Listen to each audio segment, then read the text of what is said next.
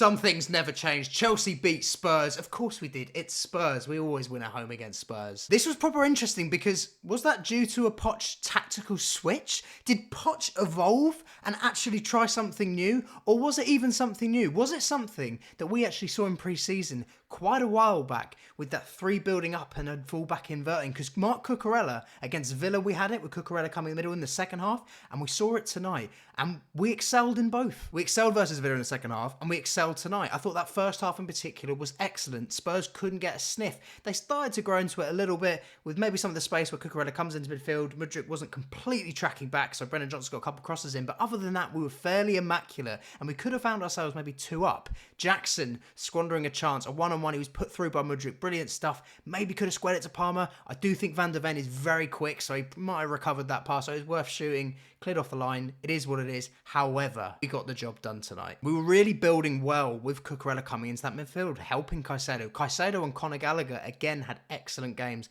Conor, with the ability to be a bit further up, nicking that ball because Cucurella was coming inside covering where he'd roughly be before when we played more of a 4. But we'd sort of switch. We'd switch to a traditional 4-4-2. We had Palmer and Jackson playing up top the majority of that first half as a duo. I just don't understand how it took to April for Poch to kind of think, let's change something here. Let's make some tactical tweaks, because honestly, the Villa second half was proper solid, as was this. And it just begs the question, why didn't we try this sooner? When in pre-season, we all went into the new season thinking, oh, okay, that's how we're going to be playing. And we abandoned it. We completely changed it. We came in against Liverpool, if you remember, Chilwell starting on the wing.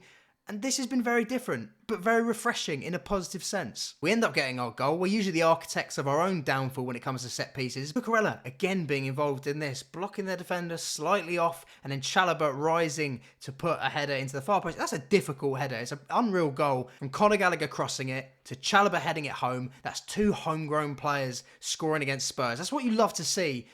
Are they homegrown players or are they pure profit? So yeah, it's an interesting one seeing that and them having such a big impact in tonight's game. And actually, Chalobah's been in really good form recently, to be honest. And these are 2 players that are heavily rumoured to be off.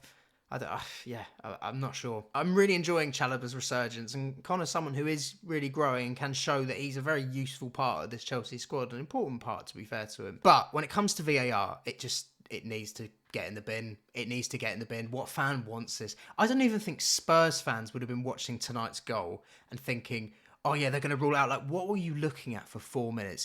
They looked for offside for a bit. He was miles on. And they looked for a block. Well, he's on anyway. And players block players. That's kind of the part of set-piece routines. The only issue is whether he's offside. And he wasn't offside. It was very obvious. So why is it taking 4 minutes to do? It ruins the fluidity of the game. It ruins the fluidity in terms of atmosphere in the crowd because you just stood there waiting. And on top of that, the officials in England, they are the problem with VAR because they're the ones orchestrating it.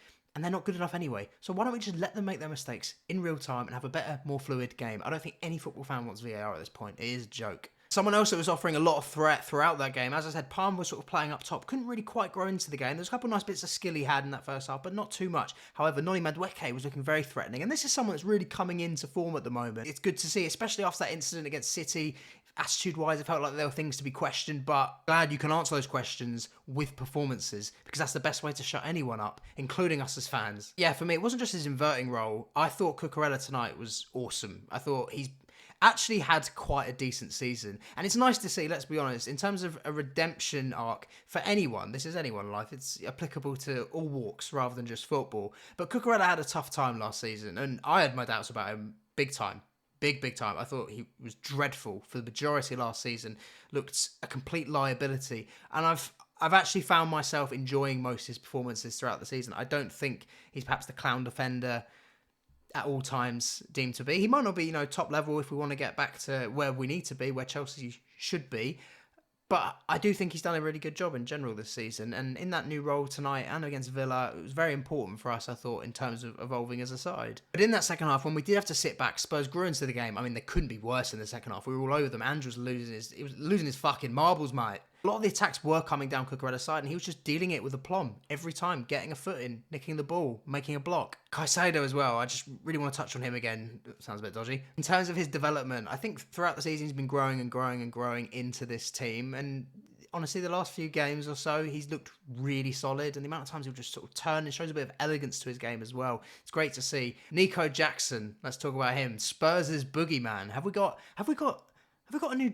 I know we talk about a new Drogba whenever we sign a striker, and Drogba had an incredible record against Arsenal, but perhaps we've got, you know, a different kind of boogeyman for another London club in Spurs. That's 4 goals in 2 games for Nicholas Jackson. This time tucking home a header from a free kick that crashed off the bar from Cole Palmer. Excellent work. That was won by Mark Cucurella. Do you get what I'm saying, guys? His involvement is nuts. And again, this was in the middle. Like Cucurella in this role, this tweak from Poch, credit's got to be given. Credit has to be given. This is sort of the signs I've been looking for throughout the season to think, okay, why should I give hope? Why should I give trust? Give me the signs. These are some of them. I want to see evolution. This was evolution from Poch. This was a tweak that's worked well for 2 games now. Okay, cool. Let's kick on. Let's keep building. Could it be a turning point? We've probably said that God knows how many times this season, but this felt more seismic, not just because of the result, not just because of who it was against, but because it was something different in terms of a tactical outlook. Anyway, Cucurella wins that free kick. Palmer, imagine, it was one of his more quiet nights and still he's delivering things like that, but Jackson does really well to actually guide that header into the far left post because it does a weird angle. He also has to have a real amount of striker's instinct to sniff that chance, and he made amends for his miss in that first half. Lovely little knee slide against Spurs. I mean, that's just trademark, isn't it? Hazard, Drogba, Lampard, they've all done them over the years against Spurs. And we even had time to bring some of our young kids on from the bench. Acheampong making his debut, which was awesome to see. 17-year-old, he actually had a fair bit of involvement. And we also had Torreanian coming on. I don't know exactly how to pronounce that, but less involved, obviously. But Acheampong actually had a few things to do, and he did them very well. There's a key block, actually, he got right towards the end.